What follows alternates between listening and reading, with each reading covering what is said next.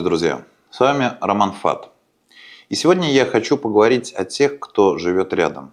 Кто ничего не говорит, кто не советует, не спрашивает, не судит. Но чувствует все. Все до последнего движения вашего сердца. Это наши животные. Кошки, собаки. И это та тема, к которой я тоже испытываю множество эмоций. Те, кто приходят в наш дом не случайно. Вы можете думать, что вы завели кошку. Или взяли собаку из приюта.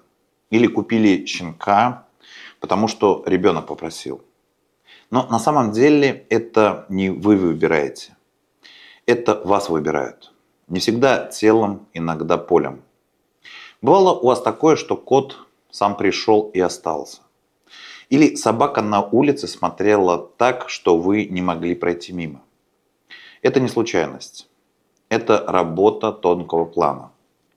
Животные приходят к человеку, чтобы держать поле, чтобы оберегать, чтобы принять на себя часть того, что должно было лечь на вас. Они не просто живут рядом, они живут за вас. Самый простой пример, когда в доме начинают происходить странности. Что-то не так. Кто-то позвонил или после звонка начались ссоры. Пришла в гости подруга, и с того дня кошка перестала есть. Вы ушли на работу, а собака весь день воет. Почему? Потому что животные видят то, что мы игнорируем. Они чувствуют то, что мы не хотим признать. Они не играют в эзотерику. Они в ней живут. Кошка – это страж. Молчаливый, грациозный, сильный. Она чувствует тонкие вибрации, которые человек пропускает. Если кошка ложится на вашу грудь, это не просто ласка, это работа. Если она лежит у ваших ног, она охраняет вас. Если она постоянно трется о косяк двери, это не привычка, это чистка.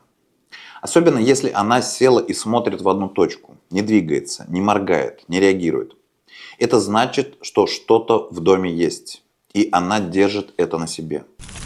Собака – это другой тип силы. Это не защита территории, это защита вас. Вашего поля, вашей энергии. Если собака не пускает кого-то в дом, не пытайтесь ее успокоить. Она видит, она знает. Бывает, что собака вдруг начинает скулить и становится тревожной. Или уходит в угол. Это сигнал, что в поле что-то пошло не так. Собаки первыми чувствуют приближение беды. Иногда за несколько часов. Иногда за несколько дней. И если собака крутится у ваших ног, не находит себе места, просится на улицу без причины, не игнорируйте. Это маркер. Животные берут на себя. Они болеют вместо нас. Они стареют вместо нас. Они умирают раньше, потому что так защищают. У меня была женщина на приеме. Кошка жила с ней 9 лет. И каждый раз, когда к ней приходила одна и та же гостья, кошка всегда сидела на коленях у хозяйки. Ее невозможно было отогнать. Через некоторое время женщина узнала, что вот эта гостья делает на нее рассорку. Но кошка держала поле. Как только женщина перестала общаться с той подругой, кошка, к сожалению, умерла. Тихо, без боли. Как будто ее миссия закончилась. Еще один случай, который я хочу рассказать.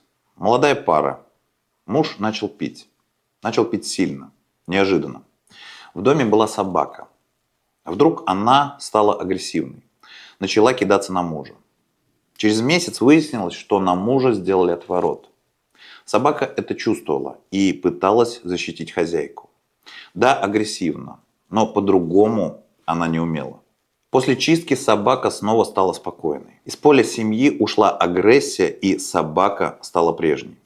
Вот почему я говорю, если в вашем доме есть животное, вы уже не одиноки. Это не просто компаньон, это не просто любимец, это часть вашей структуры. Это ваша антенна, ваш фильтр и ваша защита. Если животное вдруг меняет поведение, реагируйте.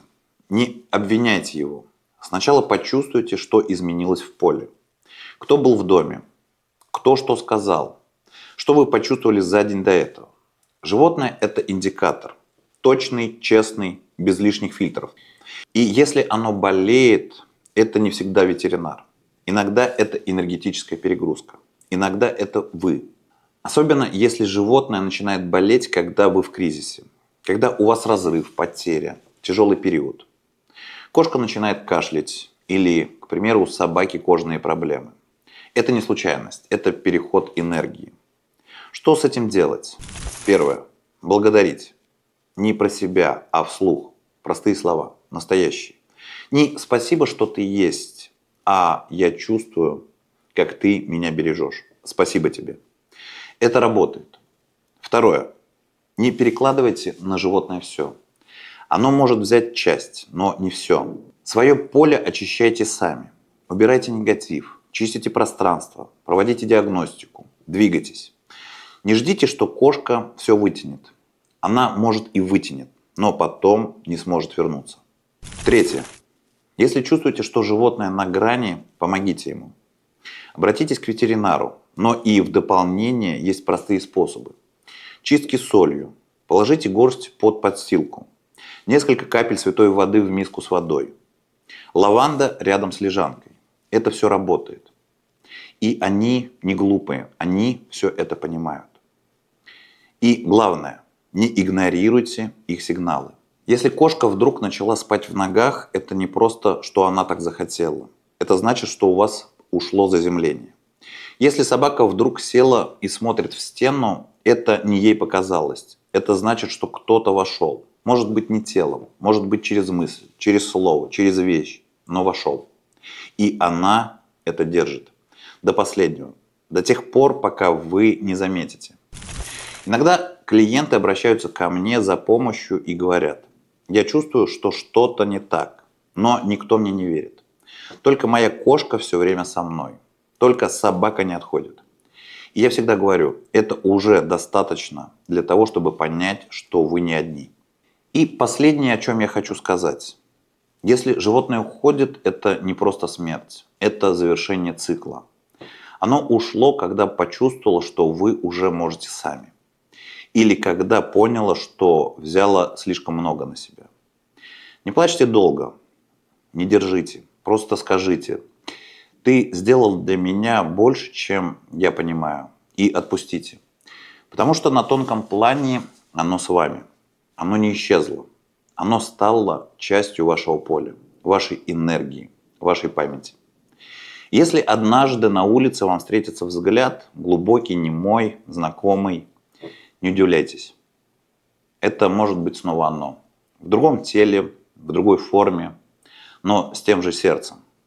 Пригласите его снова в вашу жизнь. Пусть ваши животные всегда будут здоровы. Пусть они никогда не устают от ноши, которую помогают вам нести по собственному выбору. И пусть вы научитесь их слышать раньше, чем они начнут страдать. Желаю вам покоя в сердце, силы в поле и благодарности. Настоящий. За тех, кто живет рядом и защищает молча. С вами был Роман Фат. Берегите себя.